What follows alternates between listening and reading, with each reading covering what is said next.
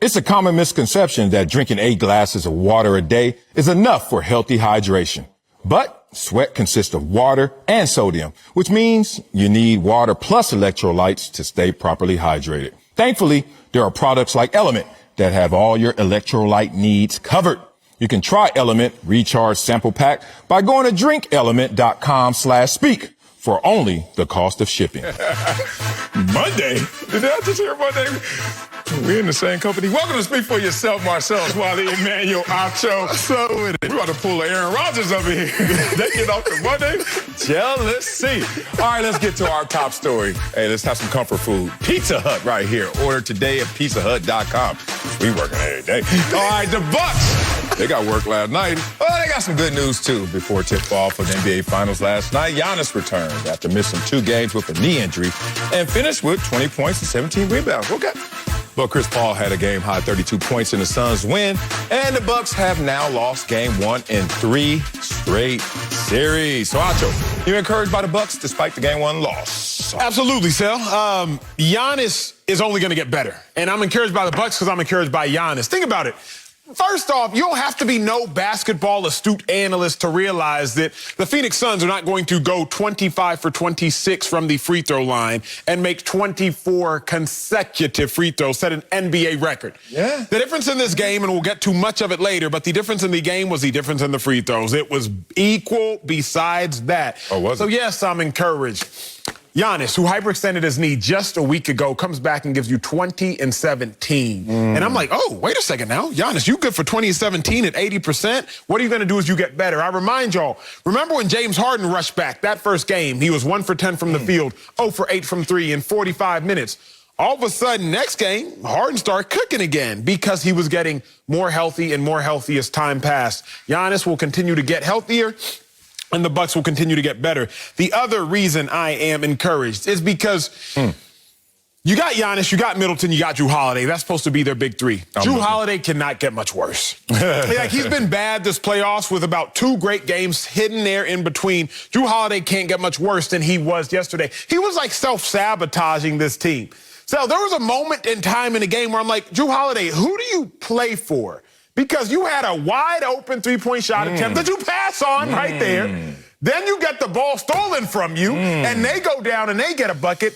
5-point swing with it being an 11-point game at the time. Instead of it being an 8-point game, it turns into a 13-point game. It was these small swings like that I hope y'all paid attention to and caught that were the difference in the game. That along with the free throws.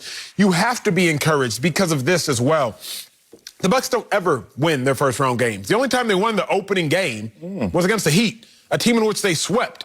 Against the Hawks, they lost the opening game. Against the Nets, they lost the opening game. I didn't look to the Bucks to win last night, nor did you, because we ended the show with predictions, and we told y'all the Bucks were not going to win. Okay. If you are a Bucks fan, if you are fearing the deer, there is still a lot to fear, because after you saw that game last night with Giannis, their leader, at only 80%, still able to give you 20 and 17, still able to dominate at times, it can only get better from here. It can only get better. Yes, sir. You're banking on that. And I could tell you're going to go to the bank and it's going to say insufficient funds because I'm not encouraged by what I saw yesterday.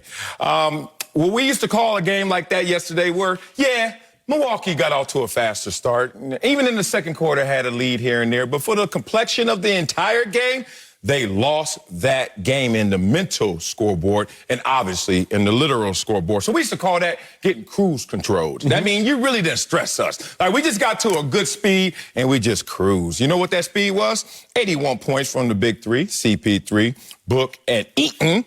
And y'all got 59 points from Giannis, Middleton, and Holiday. Now, you can sit here like you did and say, Giannis is going to get better. 1, give Dr. Wiley his money.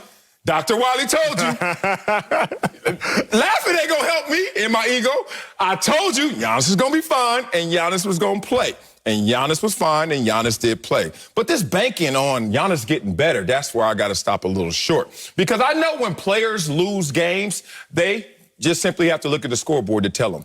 But you know when an analyst, when a host loses a game, you know what he does? He ISOs a player here. Drew Holiday, what are you doing on this one possession? Hey, bro, it's 48 minutes worth of this cooking out there that Drew Holiday and the entire Bucks roster have come to understand. You tell me that no team is going to shoot like that again from the free throw line. You say it's never going to happen again. Sir. Despite this being the number 2 free throw shooting team of all time, only behind my Clippers. Number 2, but you say they can't do it again? Okay, that's fine. You know what also won't happen again? That the Bucks will go out there and shoot like they did from the three-point line, plus 15 from the three-point line. That's not the law of averages that you always profess. So let's just say that evened itself out. They had their best three-point shooting game, the Bucks did, of the entire postseason. Now, if Coach comes back in and say, hey, guys, we're killing it from 3, most guys in there saying, we winning. No, we ain't. We getting handled out there, bruh. You get handled when you shoot the 3 like they did in a game that is predicated on the 3 ball. There's no signs of encouragement. There's only signs of disappointment of what's yet to come. So the reason I rarely ever start a topic with my best take. Oh, I've noticed. Is because I try to hold that big punch. I try to hold that right hook to make sure I can knock you out a little Well, why is it later on leading if it's your right hook? I'm not trying. That's the reason I don't start. I don't start. You know, I pepper you with my lefts. I pepper you with my secondary and my tertiary takes. I pepper you with my left. But I hold on because I got to make sure that I don't shoot my best shot too soon. The Phoenix Suns did yesterday with Chris Paul. Chris Paul is good for 130-plus point game a series. Why do we know that? Because he averages 19 points in this whole playoffs. Okay. Second series against the Nuggets, he had a 37-point game. Of his age, that was one of the highest we'd ever seen in playoff history. Closeout game, Chris Paul saved his best shot. Bang, knocked out the Nuggets. Next series against the Clippers, Chris Paul, 41-point game, closeout game, playoff career high. He saved his best shot, last game of the series, boom, knocked out the Clippers. Okay. But opening game against the Bucks, Chris Paul averages 19 points a game in these playoffs, 32-point game. So it appears, at least, that Chris Paul, boom, threw his knockout blow in game 1. Every time Chris Paul has dropped 30-plus points in the playoffs, they win. We know they're going to win because you're getting an additional 13 points a game from a guy who only scores 19 points a game. You're getting an additional 13-plus points per game when Chris Paul gives you his 30-plus. When he scored 30-plus against the Clippers, knockout blow. They got knocked out. Send him home. Pack your bags. Cancun on 3. When he scored 30 points against the Nuggets, a knockout blow. Pack your bags. Cabo on 3. When he scored 30 points against the Bucks, it's just simply 1-0. Suns. So the Suns got to be encouraged because you just took Chris Paul's shot. Not to say Devin Booker ain't got one for you. I'm not going to say that. I'm not going to say that Ayton might not have something for you. But Chris Paul, who you know has one in the chamber, he got one in the clip and he is going to use it.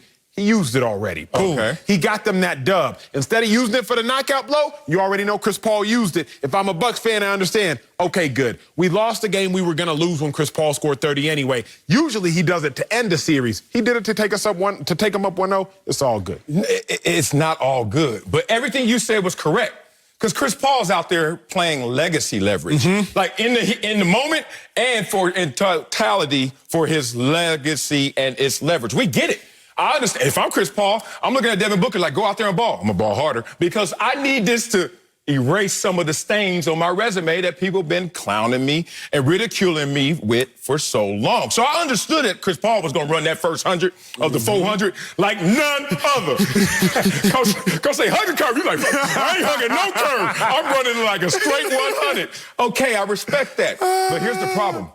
After you take that first punch, now you're in Milwaukee, you're sitting there like, that's it? Come on. Here's the problem. What's the problem? You ever see one of them dudes where they got them ears, them cauliflowers? Yes, and you know they've been used to taking them punches. Yeah. You didn't see him because he had a hoodie on. You like, oh, he 5'7", 130? Come on. And then he took his hoodie off. He had cauliflower ears. You're like, is that Deandre Ayton? Is that Devin Booker? Oh, hell no. Because guess what? In our game, be real. Beginning of a game, I love being on offense first. I didn't want to step on the field first. Let me see the collision. Yes. Let me see the speed. Yes, you go Let me see what y'all doing out there so I can load up properly, homeboy. I'm always clipped, but I don't know what to use today. I got to see what time it is, okay? I got to see what time it is because it could get real lethal out here, right? Chris Paul said, hey, I'm 36 in my first finals. I've been pinned up, chomping at the bit. I'm ready. And Devin Booker like, me too. DeAndre Ayton like, me too. He's like, youngsters, let me go step out there and handle this for you first. And then he set the tone. Wedge buster. Trust me, and you know the wedge busters. Psycho like no other players. They are different. Chris Paul went out there and was wedge busting. Y'all got to look out. Here comes the pain. Ayton and Booker didn't even have their greatest games. Ayton close. Didn't have their greatest games. Oh, pain is coming, brother. Pain is in campaign or pain is in the rest of the pain? Even more. I forgot about him. R5. Yo, my dog Marcella, every now and then, see, this is what y'all don't realize. Every now and then I forget about the football career until you say something that brings me back to the moment. Let's go. Like when the coin toss goes on, you be like, man, I hope they say offense first. Because you just got to see what time it is. What they doing You today? just got to be like, okay, they hitting or they just hitting? You know what I'm saying? Like, are they really popping these pads? Or, you know what I'm saying? We just out here doing what we got to do to get a dub. I loved your take. I didn't even like it. I loved it. I fell in love with your take. I want to propose to it in the next block. However, I'm looking for silver linings. As a Bucks fan, I'm looking for silver linings. You always bring up these musical references, these 1990s guys, Jodeci, these 1980s characters, songs that I don't know. Oh, that's why. But I can bring up guys like Justin Bieber, songs that I do know. I like a pig. And my dog Justin Bieber, he said, we can go nowhere but up from here, my dear. And I would quote the same thing. We can go nowhere but up from here, these deers. Oh! They can't go anywhere but up. And I'll look at it like this, and I'm trying to find silver linings. I'm trying to do it like this. The Bucks went on a 24-11 run. When the Suns spread that lead up to 20, it was like, okay, are you going to fight? Bucks, you got to show some fight. Are the Suns just that much better than you with the hobble Giannis? It was 1:42 left in the third quarter, and the Bucks, they bit down on their mouthpieces. They said, you know what? It's time to start throwing haymakers. They got backed into a corner, and they started fighting. And what we saw, 24-11 run, cut the deficit to 7 points in the fourth quarter with 7 minutes left. Now, did they run out of gas? Obviously. Did they run out of time? Even more so. But the Bucks outscored the Suns in the fourth quarter. The Bucks, when the Suns really said, nah, we about to put y'all away and put y'all to sleep, night, they were like, no, not so fast. Again, the Suns obviously had last night on lock. But if you look at that series and you've looked at the Bucks the entirety of this playoffs, you got nothing to worry about. Nets made the Bucks look bad first round. Even the Hawks stole one from the Bucks in Milwaukee in the Eastern Conference Finals. But the Bucks will do what they always do. They make adjustments and they retaliate. Boy, if the Nets didn't get hurt, they would still be making the Bucks look bad. But you know what I'm saying, a little bit of that love luck over there. Here's the problem.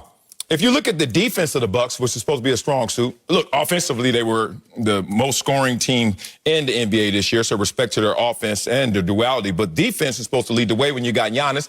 I'll give you that, Giannis 80%, but they gave up the second most points of the postseason. True. Okay, so you're saying that's going to improve. Is Brook Lopez still going to play? Anybody? I don't know how to play basketball, but I always get picked first. I wonder why. Stereotypes. Like I walk in 6'5", 250 with a ball head. What Jordan's on? Oh, it's a wrap. Come on, it's affirmative action. I'm in there. Like they looking for Wiley. That's only the first game. Because after the first game, we realized, not everyone's qualified. Someone else is not qualified to get picked number one again. But I'm always the first pick of the first game. Now, here's the thing.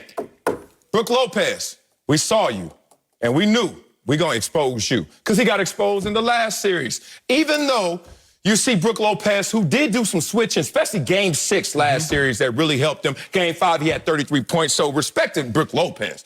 But boy, on them pick and rolls, do they not know your name, number, and face? Come here.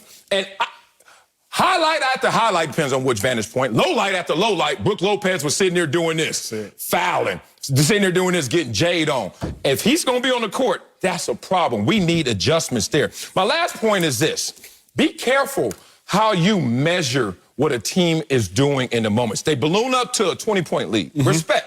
Then you say, oh, they cut it down to 7. We did something here. Let me take you inside my Tesla. Because in my Tesla, we got a gas pedal and we got a brake. So when I'm boom, I beat any car off the line. I dare you, Ferrari, Lamborghini, what you want to do. Then I also got the brake like everybody else. But that thing, it's electric brake. It's like this, like your golf cart. It's like, And then we have something called auto decelerate. You don't know about that, huh? I don't. You need to get over here on the other side, Talk to me. Auto decelerate is when I'm not on the gas or the brake. And we just start to slowly decelerate till we get perfectly at that red light waiting for the next one to turn green. When you down 20, sometimes you think you hitting the gas, and that's what they doing. Oh, and they must be on the brakes. Nah, sometimes that cruise control auto decelerate just kicks in, and you think you making up ground, but they ain't using up none of their juice. to come back to the pack. Damn, I'm deep. Coming up, the Suns got the win Good again. take.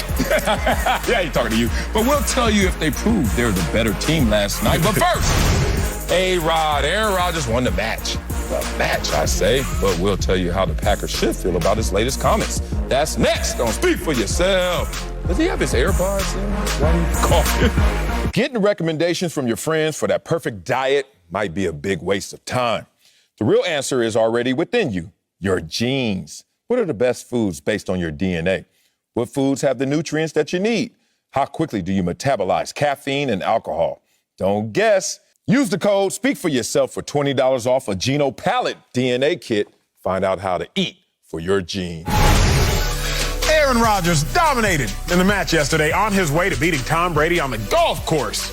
But the biggest question is still what's next on the football field. As expected, his status with the Packers came up. Y'all take a listen. Packers Bears, any idea who's going to be there? Anybody who's going to be quarterbacking in the number 12 jersey? Yeah, I don't know, BA. We'll see.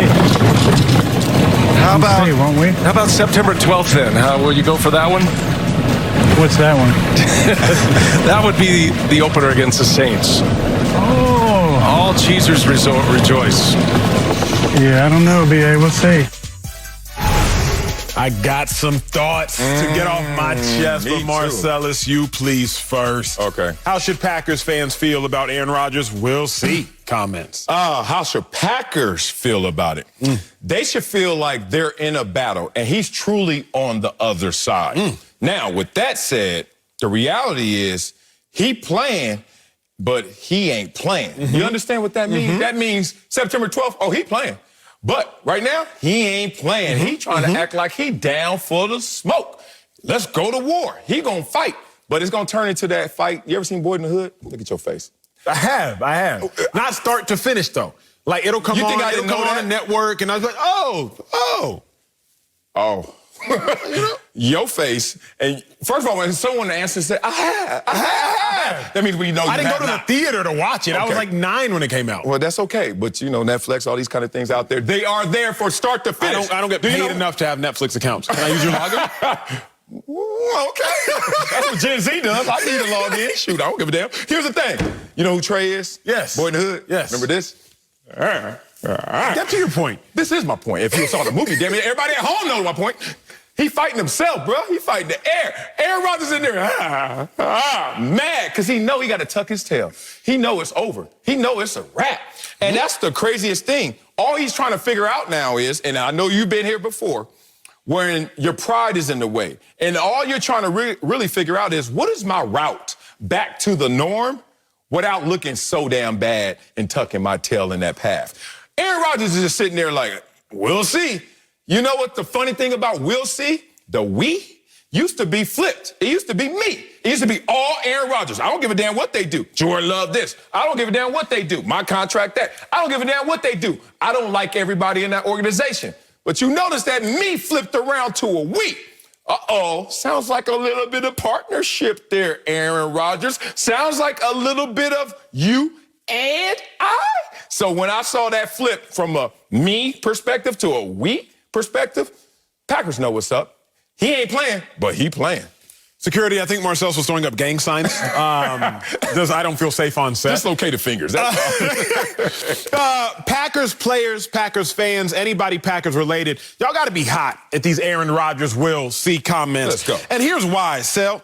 If two people are currently separated, trying to figure out their next move, getting divorced, staying together, you don't need to brag about the separation.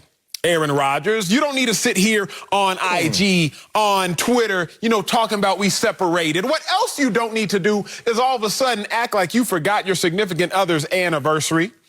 Act like you forgot your significant other's birthday. Well, Aaron Rodgers, September 12th. We going to see you out there? What's September 12th? Bruh, you know when the season starts, big dog. You doing too much. I understand not wanting to come back. I understand maybe wanting a new contract, but at least as you can, start to keep a little bit more of that in-house. Because at this point, you on golf carts acting like you don't even know when the season starts. But here's also why I'm hot. I'm starting to get hot because A-Rod, we get your point, bruh. Like, we understand you don't want to come back, or you want more money. But there are ways to go about things. And we understand the ways to go about things. But at this point, you've been in Hawaii on vacation during OTAs. He went on one vacation. You've been playing songs and dancing with your lady on social media while your team is in mandatory minicamp. Like, I understand you don't want to be there, but now you're just rubbing it in their face how much you don't want to be there. And there will come a point in time where I, as a Packers player, or I, as a Packers fan, look at like, you know what? I don't want you either. Oh, really? Yeah. You're going to get that petty. I'm petty. And you're going to call him petty, and then you're going to get that petty. Sal, is he not doing too much? Like, No, he ain't doing if too you're much. in a fight, He if ain't you're in a doing fight with somebody you're in a relationship Man, I get in with, fights all the which is time. what Aaron Rodgers is in. He's in a fight with somebody he's in a relationship with, the Packers organization. Yeah. There comes a point in time where now you just showboating too much. I don't know, we'll see. I don't know. Well, Aaron, we want you back. I don't know what this date is. Well, Aaron, please come back. Well, we'll just see what's going on there. You know what, big dog? I don't want you back no more. Do your thing, big dog. Go find happiness elsewhere. Go ahead. If you think it's that much better elsewhere, because you were 13-3 with us 2 years in a row. You did go to the NFC Championship with us 2 years in a row. We understand we got some flaws. We understand our defense isn't the best thing in the world, but everybody got baggage. Our baggage ain't all that bad. So there comes a point in time where I'm done begging, and I've been on Aaron Rodgers' side this whole time. Me too. But now I'm like, you know what? There comes a point in time where I'm done begging to have you back. I'm going to just go find love elsewhere in Jordan. Oh, Petty King has spoken. Here we go. Let me give it to you like this. Please. Ain't nobody gonna talk bad about Aaron Rodgers for real and really feel that, because Aaron Rodgers is the economy for all those players you think that's gonna flip on them. If you are Aaron Jones, who just got paid, I like me some Aaron Rodgers. If you're Bakhtiari. Yep, bad man. It's a bad man. How you get paid? Okay, protecting that dude. Okay. If you're Devontae Adams, who knows he's going to be the highest paid receiver very soon, I wonder how he got that dough. As I used to tell my family when they used to get a little too close to me, and you know me, I could be very emotionless and tell them exactly what I'm feeling, but I'm trying to respect them because they're my family. I say like this: the golden goose lays the golden eggs. Okay. So don't ever mess with the golden goose. So the golden goose is the one where it all comes from. And in this economy right now, you think Devontae Adams wants to go through contract negotiations with Jordan Love throwing him a football? He wants that contract already signed, sealed, and delivered. Then bring Jordan Love over here. Because if anything goes wrong, it's on him, not on us. Be careful of that. Let me tell you why Aaron Rodgers is not doing too much, because Aaron Rodgers is really not doing anything at all. Catch yourself when you're petty like that, because I do sometimes. There's some people out there who don't like me, but they don't say it publicly because a couple of them try, and then they just be like, all right, let Marcellus go, because I will attack. So I don't have many beefs because people know I'm going to say exactly what I feel. But I do have a couple people out there, and then this is when I know I got them. Somebody like, oh, man, come here. Hey, Roger, you know what Marcellus said? Who? Marcellus who? Petty. You don't know the date, Aaron Rodgers? You don't know Marcellus now? Mr. You beefing with Marcellus? You weak, homeboy. And I won't even meet you at the flagpole because I'll ragdoll your ass if you come up to me with Marcellus who. So this is what Aaron Rodgers looks like right now. September 12th? What? Yeah? Huh? You look weak because in this world, these are the emotions. We think the strongest is love or hate. The strongest is apathy, bro. When somebody comes up to you and you truly have no regard, no emotion, and no respect for what they're talking about, oh, you done killed them. Hate, they know they still got you in a tug of war. They still entangled with you. Aaron Rodgers, until you can show me apathy, real, not pettiness, I think you know you done lost this one. I'm with you, big dog. Look, true story. I think, 2 or 3 days ago, people were charging me up on social media. As always. As always. I was like, hey, I found a dude who was charging me up in the industry. I was like, hey, give me his number. I got his number. I called him. All I said was, hey, bro, it's Acho. You know who this is. Like, I'm not going to entertain you. Like, don't do that. You know exactly who's talking to you. Who? You know who this is. Aaron Rodgers, you know what date it is. Now, if I'm a Packers player, Sal, let's pull back one more layer. I'm ready. Bruh, you don't win the Super Bowl in February. You don't even win the Super Bowl in September 12th. You actually win the Super Bowl during OTAs, during minicamp, and during training camp. That's when teams win the Super Bowl. Okay. Like, you don't win it when you see it. You win it during the building blocks and the foundational layers that you are building to actually win the thing. Yeah. Packers players are going to get to a point, because I've gotten to this point when I've been in the NFL on certain teams where I'm like, Are you with us or not? Yeah, that's real. I know you need to stack your bread, and please stack your bread. Facts. But at the end of the day, are you with us or are you not, Aaron Rodgers? Because you weren't here for OTAs, and that's fine. They're voluntary, although they're not really voluntary. We know to a degree they're mandatory. It's kind of like in college, at least at places like Texas, you might hear school first and football second, right? It's kind of like you understand something that is said may not be as true as you may think. You weren't here for OTAs. You weren't here for minicamp. You might not be here for training camp. Then just don't show up. And with all due respect, it's not that your talent is not elite, but eventually we have to find a way to get it done without you. Because if you do show up and you have already forsaken OTAs, minicamp, training camp, and we don't win it, now we're going to look back and be like, well, we didn't win it because you weren't here in the first place. So, Aaron Rodgers, you're ultimately just going to hurt yourself, but along with hurting yourself, you're now hurting your 52 other brothers that are on this active roster with you and your 62 other brothers that are on the team with you, not counting coaches, quality control staff, etc. Enough is starting to become enough. Well, as they say, pride before the fall, pride goeth before destruction. Aaron is in a proud place right now. And I get it, because when you flex, this is why so many people in this world truly fail. Because it is a very difficult experience to go out there and show full throttle, full flex, and then don't see full results. Think about it. You put yourself out there. You've leveraged yourself. Aaron Rodgers let the world know he has an issue, and the world can't solve his problem. And the Green Bay Packers won't solve his problem. I could have told Aaron Rodgers from hello, you're going to lose this battle. One, the only way you can win this battle is if you could get public pressure to change the heart of an owner. Which is possible. Yeah, but not in Green Bay. They got 47 owners. They got a committee. You can't. Somebody in that room with the 47 thinks like me. Man, shut up, Aaron. Somebody in that room is like me. Man, pass the donuts. He the one that's just going to have to fight this out with himself, trade boys in the hood. And then he going to stop and get exhausted and realize we are going to win this one. So Aaron Rodgers now knows he doesn't have the power. He's lost the battle. All he's trying to figure out is how to come back. To your point, though, I'll give you this.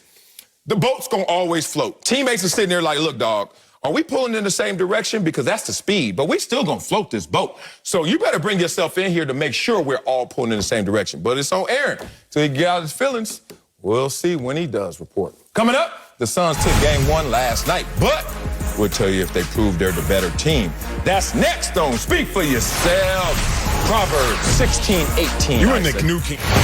July 13th, Judge Tatis and Ohtani. Baseball's finest face off in the Mile High Midsummer Slugfest.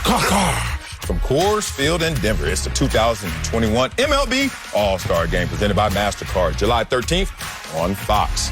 Now, Chris Paul did not disappoint in his first NBA Finals appearance last night. CP3 finished with a game-high 32 points, and Devin Booker called him, quote, greatest leader to play this game. Suns had 6 players in double figures on their way to the win over the Bucks. So, Acho, did the Suns prove they're the better team in game one? No, sir. The Suns did not prove that they were the better team in game one. They proved that they are the better game one team. You're smart enough to know the difference. Shout out, Heller. I like that. The Suns, we knew were the better game one team. They 3-0 in game ones. Now they're 4-0 in game ones. The Bucks were 1-2 in game ones. Now they're 1-3 in game ones. We knew that the Bucks were not better in game one, so it was no surprise. We also knew the Bucks were not going to win game one, so I am not surprised. It was a 13-point game yesterday. If y'all watched the game, if you didn't watch the game, final score 118-105. Difference of 13 points. The difference from the free throw line was 16 points. The Suns proved that they are better at shooting free throws, and that is about all that they proved. Outside of that, it was an even game as I look at it. The Suns shot better from the field. The Bucks shot better from the three-point line. The Bucks rebounded better. The Suns had fewer turnovers. It was essentially a wash. What was the difference? The Suns made 25 free throws. The Bucks made 9 free throws, shooting 9 for 16. If I'm looking at the game, I'm looking and simply saying the Bucks shot more free throws, the Bucks made more free throws, and the Suns shot more free throws. The Suns made more free throws, and the Suns are a better free throw shooting team. But the biggest thing, and I'm in my first lap with the full screen. The Suns aren't the better team in game one. The Suns are a better game one team. Look at them in game ones versus all other games. Points per game, they score more. point differential, higher. Field goal percentage, higher. And obviously, they're 4-0 as opposed to 9-4. In game ones, the Suns come out blazing hot. Just blaze. And then they start to cool off. Okay. Well, we're now joined by Fox NBA analyst Slick Rick the Bucher. And Rick, I don't want to go right now, so I want you to get some of this. Slick Rick, where you at? Hello. Slick. There you go. I'm Brunch. She was having brunch over there or something. right here. All right. Did the Suns prove they're the better team in game one? Hello? Yes, maybe so? No, they proved that they are the deeper, better coach team in game one. And to Wiley Acho's point, that change from game ones to the rest of the series is because the teams, their opponents, make adjustments. And there are ways to take a look at what the Phoenix Suns are doing and what's working for the Phoenix Suns and be able to manipulate how well that's working. So I don't know that Mike Budenholzer is going to do that for the Bucks because Mike Budenholzer consistently has not made adjustments, and the Bucks have struggled at various times because of it. But that is why I am here. Full screen, please. Because even if Coach Bud doesn't want to make some adjustments, I'm going to offer some anyway. Number one, we need to start Bobby Portis over P.J. Tucker. P.J. Tucker played 33 minutes, gave me 3 rebounds and 7 points. That ain't it. The production of Brook Lopez and Bobby Portis, in spite of the fact that they played far fewer minutes, was as good or better in terms of productivity and efficiency. 2, we need to make CP3 a priority. Putting P.J. Tucker on Chris Paul was a very curious move. Okay, let's give it a shot. It did not work. Chris Paul had his way with P.J. Tucker. I've got 2 all-first-team defensive players to utilize between Drew Holiday and Giannis Antetokounmpo. I need to cut the head off of the snake. Devin Booker wants to go wild. Let him go wild. He's not going to get everybody else involved the way CP3 does.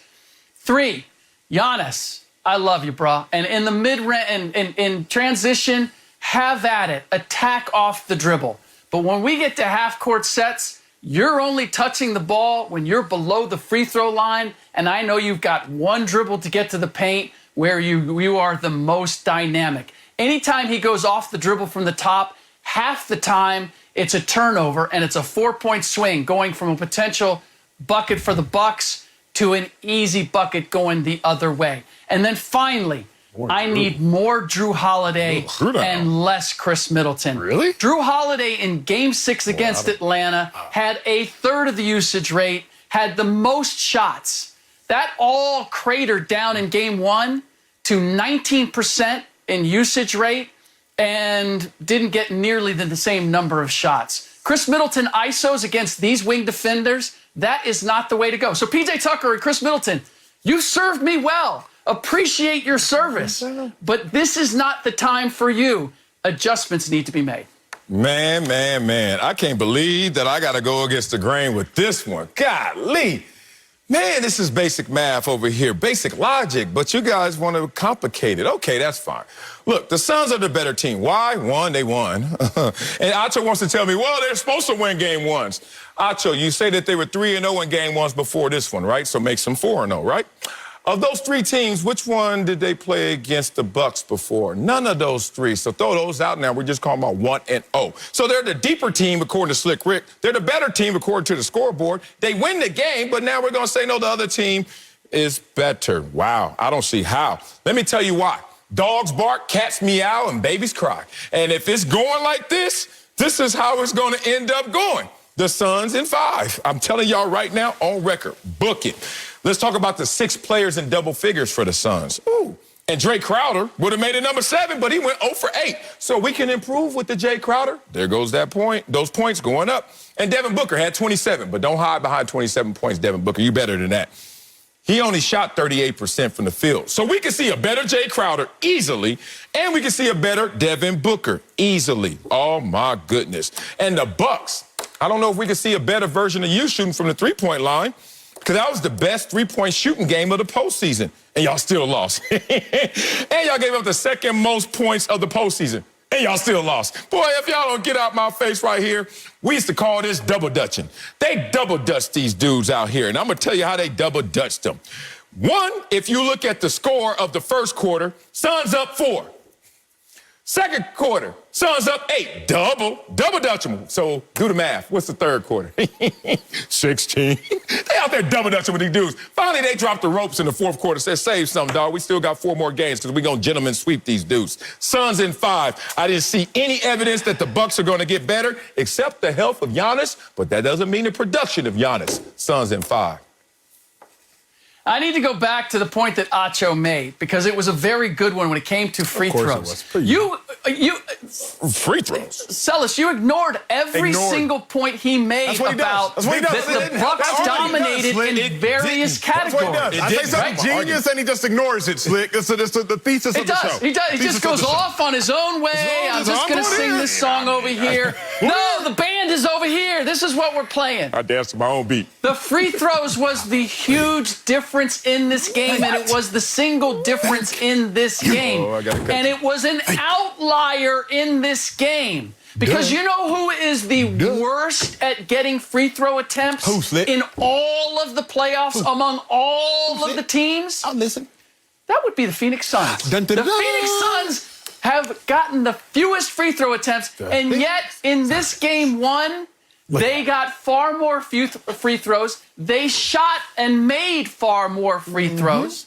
And ultimately, they average 14 made free throws a game. That's basically the same as the Milwaukee Bucks. This is average playoffs. The Milwaukee Bucks were 5 below their average. The Suns were 11 above their average. So if we bring those things back to the norm, then the Bucks are the better team. The Suns are simply a team that had the benefit of getting to the free throw line in game 1. My dog. Well done, Acho. Celis, what do you have for us? Oh, y'all lost by 13, but you trying to give me numbers that don't add up to a 13-point deficit. Suns were plus 16 at the free throw line, to your point, to Acho's point, which was a moot point. But the Bucks were also plus 15 from the three-point line. Sound like it evened out to me, but I'm going to let y'all live. Here's the thing. Suns had the best scoring defense of the playoffs. Of the playoffs! Not just game 1 against the Bucks. The playoffs. So what's going to happen? We're going to stifle this offense that we're going to see from them. Suns had the most games holding their opponents under 106 points. Wasn't hard yesterday to do that. We'll see. We'll see how that continues to fare. I'm giving y'all postseason numbers. I'm giving you everything in totality. Just telling you. I gave you postseason numbers. You did. Yes, you did. Then you tried to cook them a little or slant them to say, well, that was a 13-point deficit. I don't have numbers right now, and you went to Dartmouth, so I know you could add up to this 13-point deficit. They were down 16 when it mattered. And then in the fourth quarter, they took their foot off the gas, as Acho and I talked about in the A block. Slick, I'm just looking at the dual scoreboard. The literal one, we know who won that game. But the mental one, they were in control the entire game. So please tell me how the Bucks control? No. Let me tell him, Slick. Let me tell him, Slick. Sal, we all know this. When you are at home, which the Suns were yesterday, you typically get the more favorable calls. We also know in the first game of the series, the refs are trying to gauge how they are going to let the series be played. Slick, I gave him some details. I gave him a little micro. Now it's time to get a little macro. Field goal percentage. The difference in field goal percentage between the two teams, 1%. The difference in rebounding between the two teams, 4. The difference in assists between the two teams, 3. The difference in bench points between the two teams, there was none. The difference in second chance points between the two teams, 4. The difference in fast break points between the two teams, 3. The game was literally evenly matched. There was one difference between the two teams, and they were free throws. The only thing that the Suns did better than the Bucks was something that was free. Marcellus Wiley. Everything that was earned, they earned equally. But what was free, the Suns took more of. As simple as that. Oh, I got something for you. Slick. Let's also put into context your whole thing about the Phoenix Suns being this defensive juggernaut. Who did they play in the first round? Or rather, who didn't they play in the first round? They didn't play an Anthony Davis. They didn't play a Jamal Murray. Talk about they didn't play a Kawhi Leonard. Like, come on. Let's look at who they were during the regular season as opposed to taking this skewed view of what they've been in the postseason because of who they have played. Let's look at actually what they did against the Milwaukee Bucks as opposed to what they did against all these other compromised teams. Look, I am not saying that the Suns can't win this series or aren't going to win this series. I'm not saying that at all. There are some changes that the Bucks have to make. But if I got anything from game one, is that they played with a flawed game system, with a flawed game plan, and they still were there and competitive and had an opportunity to win that game. They make some changes. Yes, competitive. Look, third quarter, they got blown out. Fourth quarter was still interesting, still had a chance to come back and play in that game. Man, up 20, and y'all talking about the other team is better. Phoenix was up 20. When I race my son, I get up 20 yards on him, and then I kind of chill because I want him to be in ear range to hear me when I'm saying, I smoked your little butt. That's what the Phoenix Suns were doing in Milwaukee. Letting them come up. Oh, all right, we up 20. Let them get to 7. We smoking y'all little butts. That's how this was. It doesn't matter if y'all would have got more free throws attempts. You know why? Y'all shot 56%. Oh, sorry, free throw shooting butts. Give them all the free throws they need. They gonna miss half of them. It's just that simple. And y'all act like the Phoenix Suns don't have the second highest free throw percentage in NBA history, only behind my Clippers. Boy, stop. They got a better record in the regular season, more All-Stars in a tougher conference, West, best. But y'all acting like they ain't the better team. Woo, I don't know what else to say to y'all except time to move on. Speaking of the Suns and Bucks, Game 2 of the Finals is featured on the free-to-play Fox Bet Super 6 app. Download the app and answer 6 questions about tomorrow's game for your shot to win $1,000. Coming up, here we go. U.S. sprinting star Sha'Carri Richardson will not be running in the Tokyo Olympics. We have a lot to say about her being left off the relay team. That's next on Speak for Yourself. We're going to do it every day. Watch it Speak for Yourself with a good culture up there. Marcellus Wiley and Wiley Acho with the praying hands. Let's get to a big story in track. Yeah, we need to lay some hands right here and pray for U.S. sprinting star Sha'Carri Richardson, who will not be competing in the Tokyo Olympics after all. Richardson was suspended for 30 days after testing positive for marijuana, which excluded her from the 100-meter dash. But there was a possibility she could find a spot on the 4x100 relay team until yesterday when her name was not on the roster that was sent out. So, Acho, track fan you are, what's your reaction to Sha'Carri Richardson missing the Olympics? Sel, there are a lot of feelings going around, and we have to make sure that for the sake of you, the viewer, we separate the feelings from the facts. Sha'Carri missing the Olympics. She had to, because once her performance was invalidated due to the failed drug test, then the United States Track and Field Committee had one option: remove somebody else who placed 4th to 6th to put Sha'Carri Richardson on the relay. But I'm going to ask you, who would you remove? Because the 4th place finisher was Gabby Thomas, the fastest woman alive over 200 meters, who just happens to be a black woman. The 5th place finisher was English Gardner, who has the 8th fastest time ever through 100 meters and also has an Olympic gold medal in 2016, arguably the most decorated short sprinter currently running the short sprints, who also happens to be a black woman. Or the 6th place finisher, Aaliyah Hobbs, who graduated or at least attended LSU, like Sha'Carri attended LSU, and has the 3rd fastest time in America through 100 meters this year. She also happens to be a black woman. So we can't jump to make it about race, because in order to put Sha'Carri on the relay team, you would have to remove Sha'Carri. You would have to remove somebody else from the relay team, and I don't know who else you would remove. As a result, the USA Track and Field Committee did what they had to do and tried to maintain fairness, at least for the other athletes involved. Yeah, totally correct there. How do I feel? This is a mixed emotional bag for me because I feel for her because of just what's happened, not just in the last couple of weeks from the Olympic trials, but the highs and lows. When you talk about that disparity, that's when you really have issue in life. It's what they say, it's better not to have than to have and lost. She had it, and she lost it. Now, she didn't really lose it. She kind of took it from herself, which is a little different than someone stealing it from you. Let's look at this. I feel for her, and I don't feel for her. Yeah, I said it. Why should I care more than you care? If you don't care about the rules enough to abide by them or to change them, then why should I give a damn? So I'm just going to keep it like this. She lost in 2 lanes to me. Lane 1, punishment.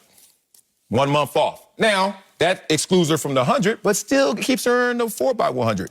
You lost in lane 2 as well. Policy, procedural. This is what happened. Once they knew that your contest was invalidated, like you said, they had to make moves to get the alternates in place. Invalidated in the 100.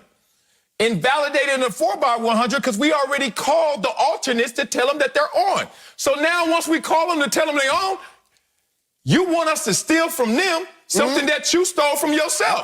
Hello? Too much truth. Hello? Too much truth. I cannot handle all this truth you telling me right now. Wrong number. Like, you got to call yourself. This should be a one-on-one call instead of you reaching out. Now, I'm not blaming Sha'Carri as much as those who are emotionally charged because of them following Sha'Carri and her efforts. But I do hear people talk about boycott. Boycott what? I ain't boycotting Jack. Boycott what? Why? Because she couldn't follow the rules? I'm not boycotting Jack. Who raised y'all to even say about, we got to boycott this? And I don't care if she's black. I don't care if she's orange. I don't care if she's white. I don't care if her alternates are orange or white or black. The point is what's fair and what's right is what's right. Sha'Carri went out there and won a race, but she won a race in an invalid way. It's just that simple. Move on. 2024 will be here before you blink. So let this go and let's move forward. Oh, y'all going to learn to love track if y'all do not already watching this show. I'm going to be real with y'all. Let me hear it. I'm going to be real with y'all. From the stance of publicity, from the stance of fame, from the stance of platform, this has been the best thing to happen to Sha'Carri. Oh, let me hear you. We said this yesterday about other sports, so don't think this is track and field exclusive. Sometimes folklore is greater than reality. Marcellus and I were always saying, we always imagine if Barry Sanders would have been behind the Cowboys offensive line that Emmitt Smith was behind, he might have rushed for 20,000 yards. Or he might not. Maybe he would have had to hit the holes too fast, wouldn't have been able to dance as much, and maybe he wouldn't have had a successful career. Oh, that be. We don't know. Yeah. Man, if Sha'Carri were to go to the Olympics, she was going to bring back the gold. Or maybe not. Because there's a woman, Elaine Thompson, who just ran in Jamaica, who ran a 10:71 just yesterday, faster than anything Sha'Carri's ever run. And Elaine Thompson's not the best Jamaican, because there's a woman in Jamaica, Shelly Ann Fraser-Price, who ran 10:63 just 2 weeks ago. Better than Sha'Carri's ever run. There's there's several people who could have actually inhibited Sha'Carri from the growth that she's had right now. Yeah. Now, it's been convoluted because it's like, man, you weren't able to go out there and compete at the highest level. Yeah. But from a stance and fame standpoint in America, remember, you can earn a lot of dollars just by having a huge platform. Logan Paul, etc. Sha'Carri had 300,000 followers 2 weeks ago before Olympic trials. How do I know? Because I was at Olympic trials. How do I know? Because I keep up with track and field as much, if not more, than anybody on TV. Sha'Carri has 2 million right now. With people like Michelle Obama, Gabrielle Union, Nelly tweeting about her. Sha'Carri had 70,000 Twitter followers just 2 weeks ago. She has over 470,000 now. She passed me, cuz. Yes, Damn. big dog.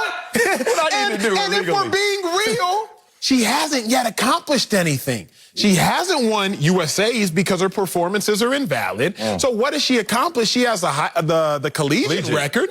She has a collegiate record at 1075. But from a pro level, she hasn't accomplished anything, but has all eyes on her. So if I'm actually being real, looking at her as her agent, looking at her as Nike, who is her endorser, this is huge. Yeah. You were the most notable person in track and field, more notable than Allison Felix, who is the most decorated track athlete of all time. You're the most notable person in track and field, and you haven't even won anything yet. Allison Felix has been to 5 Olympic Games. 5 of them. Don't tell me. From age 18, Sal, you would know better than I because you grew up in these streets. I saw her From in high age school. 18 to now, I think Allison is age 34. Allison had a kid by C-section in like 2019 and just made the Olympic team again today. And we ain't talking about Allison Felix in all 12 or so of her medals, including several golds. We're talking about Sha'Carri. So if we're being real, Sha'Carri is not losing right now. She may not have the opportunity to win on the Olympic stage, but when it comes down to brand and brand building, which can be just as lucrative, she's not losing, nor does she have to go face these Jamaicans that about that action too. Oh, man, I got some jokes in there, but I'm going to let it be because I'm trying to be a little bit serious on this one. Am I lying, though? You ain't never lied. That's why I love our age difference, because you illuminate some elements that at times I overlook because of just a generational gap. And you're right, like this platform building is a real thing. We talk track almost every segment, but it's always just us hijacking the segment or us ad-libbing or just going out there and trying to do it at living, not really doing it. Here's the problem. She's been a topic bar twice now in the last week. She never made this show before. So it's interesting to your point that how this is now entering the psyche of many people beyond just the track enthusiasts like us. This is becoming a little more mainstream of a conversation. Now, here's the problem, though. I see the conversation, and I can't make sense out of nonsense. I don't know why this one has so much juice, so many legs. Like, why are the legs moving on this one? This is a simple one. Don't do the crime if you can't do the time. This is as simple as being accountable. This is as simple as she is. She threw a little mattress. She did a little one, but she been a cat. You're right. Somebody told her, hey, let's go, trauma going on in your life. And then somebody said, don't do that because, be real, you started to smoke weed when? Because this is what happens if you try to go fully down that route. Oh, Sha'Carri, you smoke weed to deal with your trauma. When did you first start smoking weed? When's the last time you had a weed? Like, you got to answer too many questions. As they know, lies are complex and the truth is simple. That wasn't going to be a simple answer, so she got off of that. I respect it. But I have a lifeguard mentality because one of my friends was a lifeguard, and I heard what they instruct lifeguards to do. They're not supposed to drown with you. Think about it. Sha'Carri, you went out there, you did what you had to do, and unfortunately, it's going to cost you. I'm not swimming out there and drowning with you. I'm not boycotting these games. I'm not losing any joy for anybody else that did it the right way because I'm a former professional athlete who did it the right way. No steroids, no drugs, no DUI. I hate when people come up to me because they ass ain't accountable. They don't know how to be responsible. And they're like, you don't even understand what I was dealing with. I said, I was on this planet too. I had hardships. I lost my mom. Whatever you want to say, I done went through it too. And it's so much more room to do right in this world than wrong. So when you do your wrong, do your time because you did that crime and let's move forward. And let's be real. You see, we started tiptoeing, but now it's time to get dirty we in gonna this throw conversation. hammers? Throw the hammer. We got to understand, y'all. Me and Sal got to understand it just like y'all watching the show. There's a difference in code of conduct between the streets and between corporations. Ooh, we going. There's a difference in code of conduct, y'all, because Twitter code of conduct and the streets code of conduct is not the same as corporate America code of conduct. And the sooner we all understand how the code of conduct works, the better we will all be and the more successful we can all be. Yeah. Twitter code of conduct. It shouldn't be illegal to smoke weed. Twitter code of conduct. That's the streets code of conduct. Reality code of conduct. It is currently illegal to smoke weed in competition. It's a different code of conduct. You can't come with your laws of the streets and try to bring them to your laws corporations and expect them to abide. Certain laws in Nigeria are not laws in America. And when I'm in Nigeria, I have to abide by those laws in Nigeria because I'm in that jurisdiction. Let me come over to America and try to abide by them laws in Nigeria where I can just run red lights, where I can just barter at any store. People gonna look at me crazy because there's a code of conduct depending upon the jurisdiction that you lie in. Streets got a code of conduct. And that code of conduct is applicable in the streets. But that code of conduct that you use in the streets is not applicable for corporate America. And you want to know what is on those USA and Olympic track jerseys? Let's hear it. A check or an Under Armour logo or an Adidas, whatever. Yeah, and that means that there's a corporation that is dictating your code of conduct. But I'll end, I think, like this. One more lap, Sal, folks. you made a great point. And the fact is, Sha'Carri actually isn't asking to run. No. Let's all highlight that. Pause for a second. Yeah. Kudos to Sha'Carri. Yep. Because Sha'Carri Richardson is not saying, I want to run. You haven't heard her say that once because she knows the rules. Other people who don't know the rules are like, let her run. Patrick Mahomes tweeting, let her run. People on other shows, she needs to run. Sha'Carri's not even trying to do that because she knows the rules. I'll also challenge y'all. Find one current Olympic athlete, American, who's saying Sha'Carri should run. Don't do that. Find them. Don't do that. Because they're not saying that. Don't do that. I've talked to between 5 to 10 Olympians and 2 Olympic coaches in the last 5 days.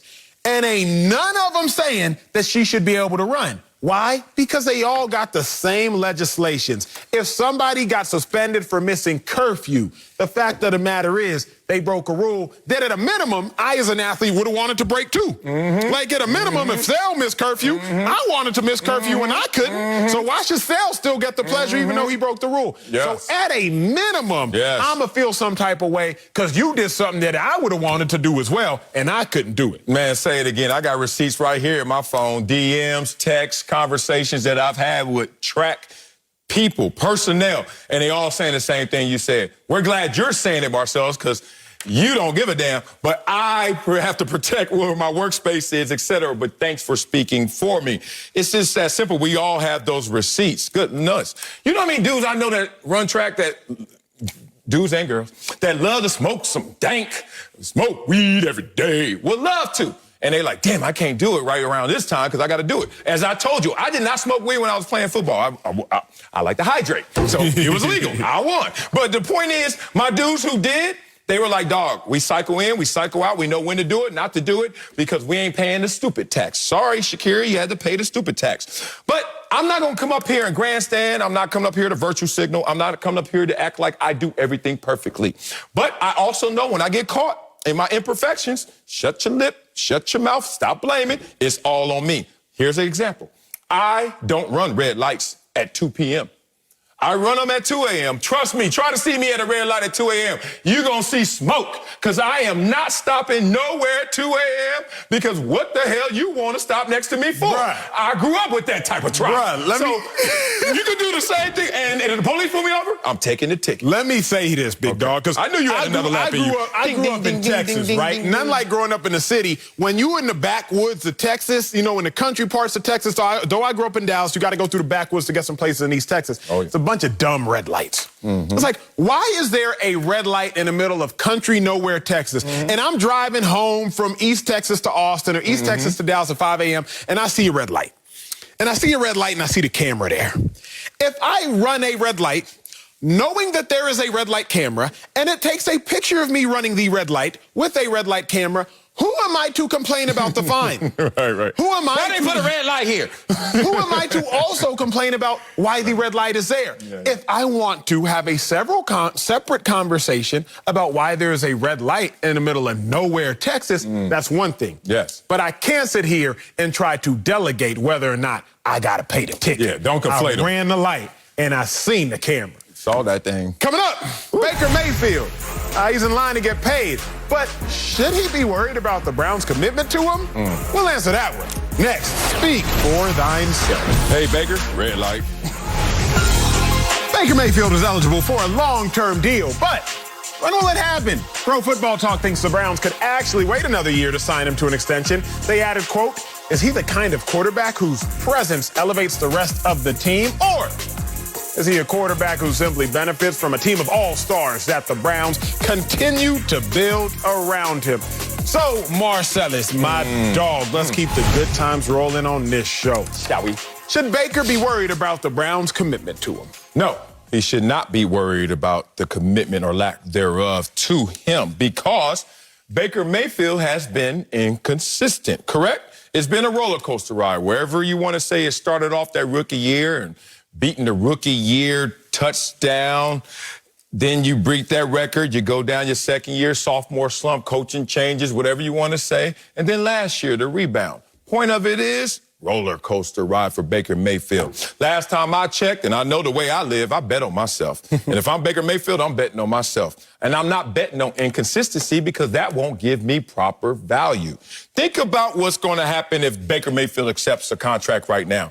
It's going to be favorable. To what extent? We don't know. But favorable to the Cleveland Browns for two reasons. One, you've been inconsistent. And two, because of your inconsistency, we would have to say to you or your agent, we need to save those resources to build around you because you haven't showed that you're the driving force for us having a championship contention. If I'm Baker Mayfield, I want to hear that. That sounds like lowballing to me because if I'm Baker Mayfield, I want to put consecutive years together that are great. All of a sudden, you can't lowball me. Going into a contract negotiation right now for Baker Mayfield, it starts with a 3. Probably 32 to 35 range because they're not going to try and upset the apple cart too much. But if you go out there and ball this year with the roster that they have and you go farther in the playoffs this year than you did last year, that number is not going to start with a 3. It's going to start with a 4. Baker Mayfield, don't feel any kind of way except you need to be consistent. Sal, I want to agree with you because I love Baker Mayfield, but realistically, when I look at this objectively, he should be a little bit concerned. And he should be a little bit concerned because what me and Marcellus try to do on this show is just talk real. And the realest thing in life is that the market will always dictate your value. Okay. Relationally, occupationally, etc. There are a lot of contract disputes going on in the world right now, the world of sports, athletically, and on camera. And what you know about these contract disputes going on in the world right now is very simple. You can only get as much money as somebody else is willing to pay. So if you think you're worth $40 million or you think you're worth $10 million, you better make sure somebody else willing to pay that $40 million or you not going to see it. You ain't going to shoot it. Now, Baker Mayfield, to the Browns, you are incredible. But when you look at how robust the market is elsewhere, that's when you might run into an issue. Because Lamar Jackson, for example, his market is fairly robust. Everybody knows Lamar Jackson is a baller. He is a unanimous MVP. Robust market. Josh Allen, his market probably even more so robust because Josh Allen is on a skyrocketing type of trajectory. But Baker Mayfield, he's incredible too and for the Browns, but I don't know if the Denver Broncos or the Oakland Raiders or the Chicago Bears prior to the draft or the Miami Dolphins, I don't know if some of these teams are looking like, man, we got to have Baker Mayfield. And so as long as the market for Baker is not as robust, then he has to understand his pocketbook might not be as robust when it comes time for a contract extension. Got to bring in my dog, Bucky Brooks, to chime in on this one. Bucky, I see you still have terrible lighting at whatever hotel you broke in that height. Yo, Bucky on freaking vacation. Bucky's with Aaron Rodgers. He's in Aaron Rodgers' room in Hawaii. No. That's a holiday out, not a holiday in. No, that might be a red. That's a red roof out, big dog. That's a Motel 5. Yeah. They're like, how many hours you staying, sir? A Motel 5. You check in on the hour rate. Half day, please. I just want to sleep. And then a breakfast looking ass hotel. Good. No, he's staying at the Howard Johnson. Microwave lunch looking. Dog. Let me get one of them cold croissants. And let me get the continental breakfast. You got the cinnamon raisin, please? 2% milk. Floor TV model, bro. God, dog. All right, let's stop. You guys you're all off topic, and you're all off topic because it's two things that we're talking about. We're talking about Wiley Acho's favorite guy, and I'm going counter to what Marcellus wants to do. So if I'm Baker Mayfield, I am absolutely worried about this situation. I'm worried because they haven't decided to put a ring on it right now. They like Baker Mayfield. They're not in love with Baker Mayfield. And when I think of Baker Mayfield, and even in the report that I read, it talked about they don't know if it's really him or if it's those around him. It's a classic debate between, is Baker Mayfield a truck or is he a trailer? Is Baker Mayfield really going to pull the Cleveland Browns to another level, take them further than they've ever been, or is he going to need his teammates to get there? And it's funny because you guys brought up contracts and compensation because that's ultimately what this is. And when I'm looking at the $40 million club, everyone in the $40 million club, or who is soon to be, has either been an MVP or they have multiple Pro Bowls on the resume. When I look at Baker Mayfield, I don't see any Pro Bowls. I don't see any MVPs. I don't see any accolades that would make you say, oh, he needs to be paid as if he's one of the elites at his position. So, yeah, if I'm Baker Mayfield, I'm looking around and I'm trying to figure out what is going to change to help me get the money that I want. Marcellus, you talk about having a 4 in front of that number. The only way it's going to get to that point, he's not only going to have to lead the Browns to a division title and to a nice playoff run, but he's going to have to play at a level that people recognize him as one of the best. Emmanuel Acho just got that sports Emmy. It changes the way that we have to talk about him. Forever and ever, we got to talk about him as an Emmy Award winner. Well, until Baker Mayfield wins some awards, he is just a guy when it comes to the contract negotiation. So true with them throw-up green drapes back there. That guacamole done spilled on your whole damn room. Hey, look, no, you're right, man. Look, I'm actually with Baker on this one. I don't know how he truly feels. Alex Van Pelt, my former teammate, is his offensive coordinator right now, but I ain't going to waste one of my bullets to ask him how is Baker really doing. I'm going to see by performance. But I do know this, Acho, you got to respect that there's no market right now, because he's not even in the marketplace. We can't go into the hypotheticals of what the market's going to pay him right now, because we'll cross that bridge when we get there. And let me talk about crossing that bridge. Going into my 4th year, contract year. Pat Williams, myself, same year. He's going into his contract year. But Pat Williams was an undrafted free agent, so his contract years were like yearly. Point being, I remember sitting down with Pat. I said, Pat, they're going to lowball you, big dog. He's like, no, I need this money right now. I need this money right now. I said, you've been broke for 25 years. And then all of a sudden you need the money in 12 months. You can't wait. Bet on yourself, big dog. He took a lowball offer. I killed him in negotiations. And let's talk about my negotiations. I got called at 12:01 p.m., whatever day that was, you know, when the free agency opens. They called me right then. I was watching a fight or something. They were on the East Coast. I'm on the West Coast, 9 o'clock, some fight. And I get the call. And let me tell you, from that call, 12:01, to when I signed that next morning, I went from no balling to hearing low balling to, boy, was I balling. My offer doubled in 12 hours, in part because I bet on myself. I waited that year. And even those 12 hours, I was patient. I knew what I was worth. But I had put together enough good resume consistently and to the trajectory that you said Josh Allen had, Acho, which Baker hasn't done just yet. Let's talk about what Baker has done. Bucky said no Pro Bowls. How about the fact that 2 of his 3 seasons as a starter, 20th ranked or worse as an offense, best ranked 14th. That ain't going to get you the money you want. You're 6-14 against teams that finished the year with a winning record. That ain't going to get you your money. Your overall record is 23-22, barely above 500. That ain't going to get you your money. 61 completion percentage. That ain't going to get you your money. Worse completion percentage than Jay Cutler and Kyle Allen after 3 seasons. That ain't going to get you your money. Fewer passing yards per game than Blake Bortles or Nick Mullins.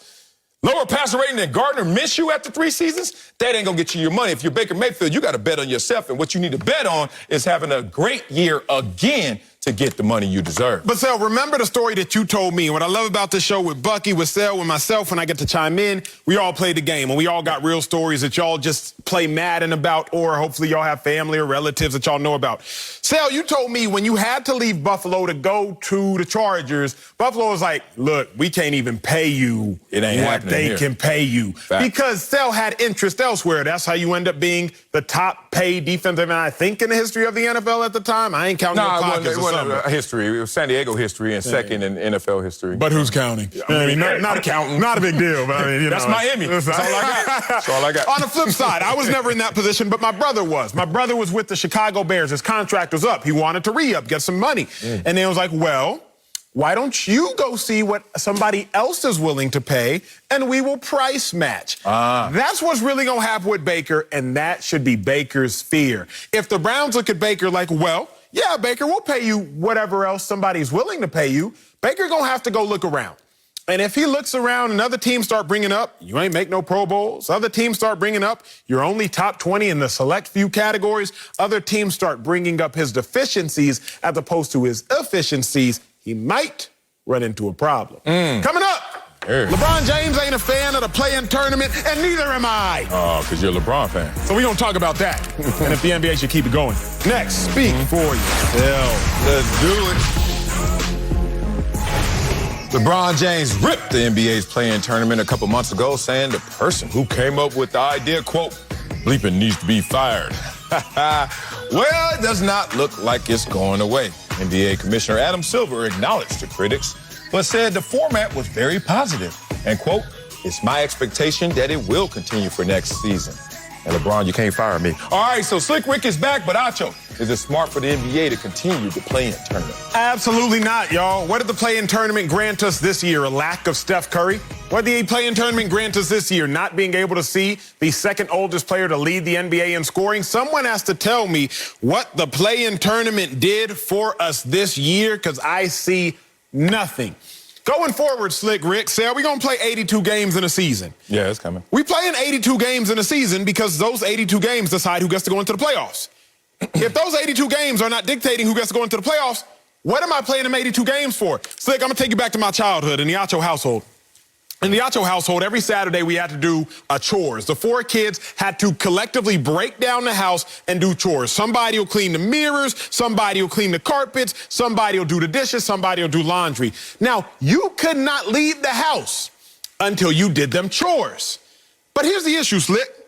If I were to do all them chores and then want to go leave the house, and then my mom backdoors and says, okay, now do your homework, that wasn't part of the agreement. The agreement was do the chores and leave the house, not do the chores and do your homework and leave the house. It was do the chores and you can leave the house. The agreement has always been play the 82 games, see where you can fall. Then you can go to the playoffs, not play the 82 games and play in the bubble or play in the little in-play tournament game and then go to the playoffs. Doing too much. I'm not trying to see all that, Slick Rick. All right, first of all, remind me never to do a hit with you guys from the road unless I'm staying at a Four Seasons, okay? Second, I'm guessing that your mom had a quality control element to all of this. It wasn't just that you did your chores. It was that if you were sweeping the floor had to be clean. Otherwise, you know what? Come on back here, Emmy. Sweep it again. Or at that time, simply Emmanuel. Come back here and clean that floor. Or whatever it was needed. That dish is not clean. Let's do that again. That's true. That essentially is what the play-in game is. There is, or format, there is the opportunity to avoid the play-in. Be one of the top 6 teams in the division. It's not as if everybody's in the play-in tournament. It's just the bottom teams that weren't good enough to be in the top 6. This is no-brainer smart to continue with this because for the simple fact that the Warriors and the Lakers game, the Steph-LeBron game, was the highest-rated game on ESPN since 2019. You can look at every game in the playoff format, and it exceeded the normal numbers during the regular season. Even the Pacers-Charlotte blowout game was the highest-rated game since February 18th of the season, outside of the All-Star game. This is the entertainment business, and it was entertaining to the largest possible audiences. And you said we wouldn't have gotten Steph Curry or we would have gotten more Steph Curry if we hadn't had the play-in. But we would not have gotten Steph Curry versus LeBron James, and we might have gotten Steph Curry for 3 more games in an after-the-fact series against the Utah Jazz. The play-in format worked, and it delivered, and they have every reason to continue using it. Yeah, I'm a big fan of it, huge fan of it, especially this year. As you pointed out, all of the games that were more watched than a lot of games in the last 2 years. Talk about this year, the All-Star game and the Lakers-Mavs game, the only one to outrate that Lakers-Warriors play-in game. Think about that. I know I lost my voice rooting for that one just because everybody got caught up in this experience. And it's a smart play if you're Adam Silver to continue to support this. The extra spice it gives to your product, the more sizzle it gives to your substance of a product. Because this is really business 101.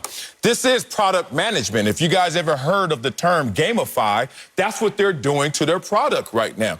This is how you gamify your product. Instead of 82 games or this year 72 games, you sit there and say, we're going to play those same 72 games, but for team number 7 through team number 10, you have a chance to get in the play-in. And everyone all of a sudden sees that carrot in front of them. And it's not just the viewers as we supported in the ratings. It's not just me and fan anticipation and energy. I'm not a Lakers fan. I'm not a Warriors fan, but I watched that game and I watched it with passion. It's the fact that now you have gotten the players even gamified into it. It happens in so many ways when you watch any product after a while go into a different iteration. You're all of a sudden here, well, for the third follower, we'll give an Amazon gift card. And then you just start to get a little more of the juice that comes from the same substance. Smart play, Adam Silver. The results speak for itself. But let's personalize this. We are all in the media industry, and it's easy for us to sit from our glass house, if you will, and not necessarily throw stones, but at least speak about something that doesn't affect us as the athletes. So, Slick, if we were told, okay, if you all show rates in the top 8 of sports shows nationally, you will get a bonus. We'd be waiting on our bonus at the end of the year. However, if y'all rate somewhere between 6 or 8, now you have to compete against the bottom 3 shows, and whichever one rates in the top 1 or 2, now you'll get the bonus. I'd be like, hold on now. That's not what we agreed to. You just said if I rate in the top 8 nationally after a year, I get a bonus. Don't now start to sit here and try to break things down. Well, if you wanted to get the bonus, you should have been in the top 5. You should have been in the top 6. You shouldn't have been 7 or 8. Because now you got to do a compete. No. We had an agreement, y'all. Y'all said if I was in the top 8, I was good. Now you're going to punish me for being elite, but not the elite of the elite. We got to personalize this. It's easy for us to sit here as analysts and talk about the extra games that LeBron and Steph have to play. But if I'm the player, I'm upset, Slick. Okay, and I understand that from the player's perspective. And your analogy is almost there, but not quite. Yep. Because the real accurate analogy would be if all of these shows were with one network. If all of these shows were competing within itself. Because here's the bottom line, is that we're all trying to generate the same money. So greater ratings in the format benefits all of us, and lesser ratings, on the other hand, hurts all of us as far as what the percentage of money that players are going to be able to make. Here's the other thing. The riddle that the league has been trying to figure out forever is how do you curb tanking? How do you avoid teams from just taking the last month of the season off? All of the teams that aren't in the playoff picture. And the teams that are secure in the playoff picture, how do you avoid them resting players the last couple of weeks of the season if they so choose? How do you make games meaningful in that 82 games right to the end? Well, no format, no vehicle has done that better than the play-in. It wasn't just that the play-in games drew attention. It was that all the games through April drew attention because they were meaningful for the first time.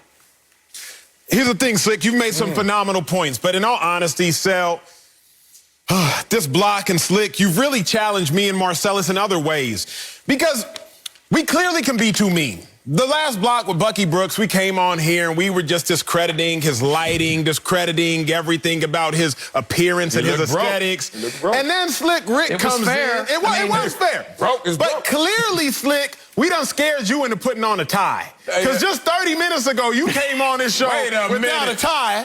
And then he hears us getting these jokes off Marcel. So he's like, oh, I got to go find a tie. I got to go find me a tie. I got to go find me a tie. I got to get me a tie on. Because I ain't got a tie on. They shoot. Slick, we nice. I promise. No. We nice. Actually, Acho. So here's the truth. I knew that first segment, when it came to the Suns and who was the better team, I knew I was going to have to wrestle with Marcellus. So I didn't have the tie. I figured with this one, we'd be all in agreement that the play-in format makes all the sense in the world, so I could dress it up a little bit. That's why I went the way that I went. Fair. Well, let me know if you going tieless, because I got to make sure I ain't got no competition for the best dressed in these streets. Taco meat included. Coming up, Aaron Rodgers said, we'll see about his Packers' future. We'll tell you if we're confident he starts week 1 for Green Bay. That's next. Speak for yourself. Don't go anywhere. Tacos. Aaron Rodgers was on the golf course yesterday for the match. But Packers fans want to know about his situation in Green Bay. There's no guarantee Rodgers will be at training camp in 3 weeks. He was asked about playing in the Packers' season opener in September and said, quote, oh yeah, I don't know. We'll see. So, Marcellus, you confident Aaron Rodgers starts week 1 for the Packers? Absolutely. Like I've been saying all along, for all these guys who like to smoke in the off season. Yeah, what happens when it's time to go play? Who like to smoke or who like the smoke? It's been a very weed-based show conversationally, so I'm confused as to what you just said. Sha'Carri, that's on you, bringing it all here. I would say, actually, liquids, herbals, it's legal out here. I can say it. True. Okay. Won't get fired. No. After the show, holler at your boy. Okay, so here's the thing. I'm looking at Aaron Rodgers like, bro, I knew he was going to play. Who in the hell walking away from all this money? First of all, I look at his... Is this spot rack? Or are we going there still? I'm looking at his spot rack. Damn, there's a lot of spots on this rack. What the hell? He ain't leaving his money on the floor. $37 million cap hit, $38 million, $21.5 million cash detail. Stop playing. I knew he was going to play. Now, when he turned the me into we, into we'll see, told on yourself, big dog. That's why I don't fight, because people only fighting themselves. Why fight me? Why do I got to get nicked up? Why I got to whip your butt so you can realize that you got a problem? I'm not fighting anybody. If I'm the Green Bay Packers, I'm sitting there like, Aaron, we got a contract for you. We like you. We love you. We have issues with you. It's like anybody else. No one's perfect. So in this situation, I knew that Aaron Rodgers converted to now understanding he needs to be there week 1. He got in his feelings. He wanted the world to respond. The world didn't respond accordingly, so now he has to tuck his tail, go back September 12th. He knows that date because he's going to be out there playing for the Green Bay Packers. Sal, I don't think Rodgers will be there week 1, but I got a question. Quick aside, but not really. You ever get in a fight in your NFL career while playing in the NFL? Like those camp fights? Yeah. Camp fights, great. Grab my helmet. Stop, man. I'll beat you up. I almost got in one fight, 2, but one really with my dog, Michael Kendricks. Played linebacker with me. And my dog Kendricks, we almost got into it because he had just signed a deal to become like a top 5 or top 10 highest paid linebacker. He was at training camp, but he wouldn't practice. And I'm like, bro, you're here and you're not practicing. So you want to know who has to suffer? Your teammate, the backup. Because now I'm taking the first team reps, I'm taking the second team reps, and I'm taking half of the third team reps. But you're still making more money than me, and you're still going to start when it's all said and done. I'm not convinced Aaron Rodgers will start week 1 just because I don't think he wants to. But even when he shows up, I think there's going to start to be more tension than we all perceive. Because if I'm a wide receiver or a running back, Jordan Love is handing me the ball. Jordan Love is passing me the ball. But Jordan Love, you're not even going to be out here week 1. So now, Aaron Rodgers, you wasting my time. You wasting my reps. I'm catching the ball, but it's spinning a way that it's not going to be spinning when I'm actually catching it week 1. I'm hitting a hole or hitting this hole with a certain frequency. I'm protecting, if I'm the left tackle, a quarterback who's actually not going to escape the pocket that way. Or if I'm Jordan Love, bro, I'm out here getting cussed out, running plays that I'm not actually going to be running. I'm out here getting yelled at by coach in meetings when it's not even my fault because I'm not even actually getting the reps because you're the one who's getting all the reps in walkthrough, but now I'm getting the reps in practice because you don't want to practice with pads on. I think there might be some tension because like you, I'm not a fighter. Yeah. But it comes a point in time, and it came a point in time for me in training camp in 2014. I believe that's when my dog Kendricks got his deal. When I'm like, bro, what you're doing and all this hoopla you got going on is affecting me. And I understand get your coins. That's my dog. We would go out to dinner all the time. That's still my dog. I understand get your coins, but don't get it at my pain and at my suffering, etc. Did he get paid? Still got paid. He still got paid? Was he paid when you guys had the beef? No? He was trying to get paid. All right. I learned something. I knew that we didn't play with each other, obviously, because of our age gap, but also because of how we are teammates. Your goody two-shoe ass came up to me tomorrow, don't mess with my money. You messing with my money trying to tell me not to mess with your money. I need to protect myself because they ain't going to protect me upstairs. So we would have had a fight. But who's the Spence? Because everybody's teammates. Well, so if you I don't need you to go the hardest in practice to be a good teammate. But if you protecting your bread at my expense, now I'm a little mad at you. Well, one, you should always walk in knowing I'm going to do the best for me, which is going to be the best for we. Like, I played with 6 Hall of Famers, a lot of them old school vets, Thurman Thomas, Andre Reed, Bruce Smith. Let's just say when they was in their 30s, they ain't necessarily had to go that hard in practice. We used to be in full pads, and them suckers be out there in jogging sweats, looking like Mitchell and Ness. I'm like, y'all gonna dress up? Nah. But watch on game day. Wop, wop, wop. So, just a little joke there. You reminded me of Keyshawn and Antonio Bryant. You know Antonio Bryant? Yep. And Bill Parcells, they got into a fight. Antonio Bryant got mad at Keyshawn. Big dog Keyshawn. I ain't doing all these reps. I ain't doing all these routes. Well, I don't want to do them, Antonio said, who was a beast himself. Bill Parcells got in the middle of the wrong fight in that situation. They put 2 pieces on Bill Parcells. Antonio Bryant did. I'll tell you the full story another time. Here's the thing. I am with Aaron Rodgers being there week one because Aaron Rodgers is going to be there week one. And don't feel bad about being there week one because in this world, people will make you feel bad about doing the right thing, about doing the good thing, like why your butt always going to study. That's the right thing to do, but they're going to try to make you feel bad. I hear this a lot. Man, you never hang out, dog. You're always with your wife and kids. Yeah. And I used to hear it when I used to play and I used to be super single like you. What you doing driving your Phantom and your Maybach by yourself? I always got to have a chauffeur. Can I just lost it myself? Aaron, don't feel bad for doing the right thing, big dog. Show up September 12th. Coming up, we'll tell you who we pick on our team from the 2018 NBA draft class. This ain't gonna be hard. Deandre Ayton, Luka, or Ice Trae. It's cold up in here, and that's next on Speak for Yourself. Boy, them boys aged quick. Deandre Ayton showed up in a big way in Game 1 last night with 22 points, 19 rebounds. Ayton was previously criticized for being the #1 pick over stars Luka Dončić and Trae Young in the 2018 NBA draft. But he's a big reason why the Suns are in the finals. So, Acho, would you rather have Ayton, Luka, I love this, or Ice Trae? I'm trying not to be a prisoner of the moment. Okay. If I wanted to sell tickets, if I wanted to sell jerseys, I would rather have Luka. I would rather have Ice Trae the game. But I think if I wanted to win a championship, I would rather have Ayton. Now, let's be abundantly clear. Luka and Trae Young are tasked with being the best players on their team. Okay. Ayton is not. Ayton is tasked with being the third best player on his team, albeit he's typically the second best player. Usually Chris Paul is first and Booker's third, or Booker's first and Chris Paul is third. Ayton, based on statistically and how much he produces in game, typically is the second best player, but we all know, colloquially, he's the third best. But here's the real issue. When I look at Luka, when I look at Trae Young, I perceive them as the Sun. Why do I say that? Because we all know that the Sun is incredibly valuable, just like they're incredibly valuable to their organization. We know that the Sun provides light, the Sun provides warmth, the Sun, it keeps things illuminated and heated up. However, everything has to revolve around the Sun, and everything has to revolve around Luka, and everything has to revolve around Trae Young.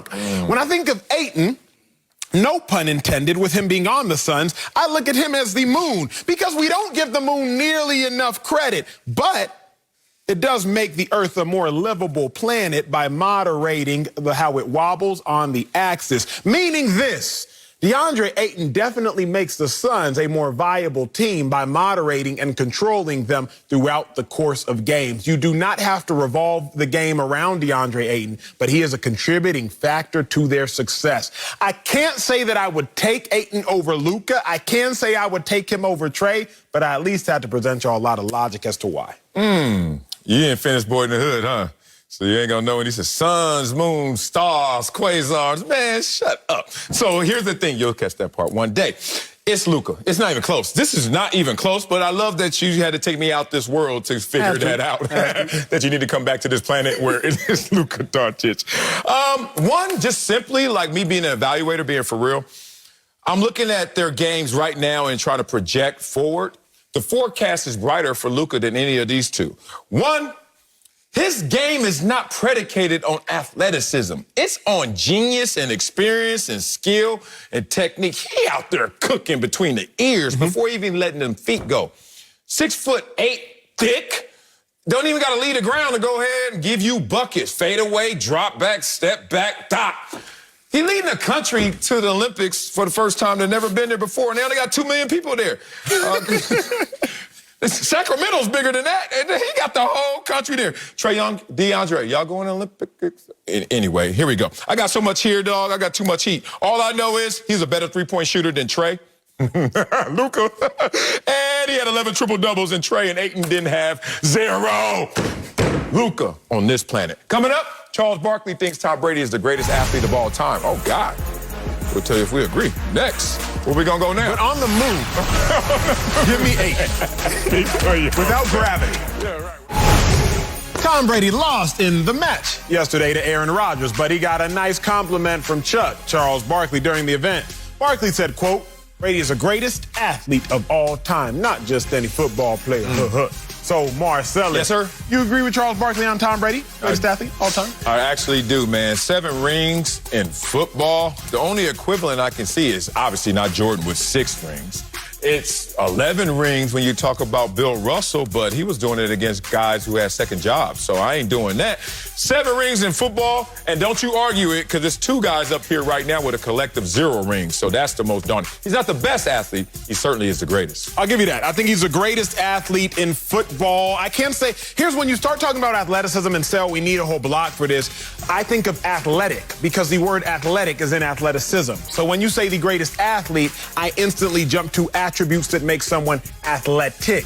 Tom Brady is a great assassin at the quarterback position, but is he athletic? My brain, my logic, you know me, Sel. Yeah. I just can't fathom saying he's the most athletic person of all time. Yeah, he's not. It's not about athleticism. It's about athlete accomplishment. You're the greatest. Tom Brady. Borrow one of them rings. That's it for us. Fox Bet Live next.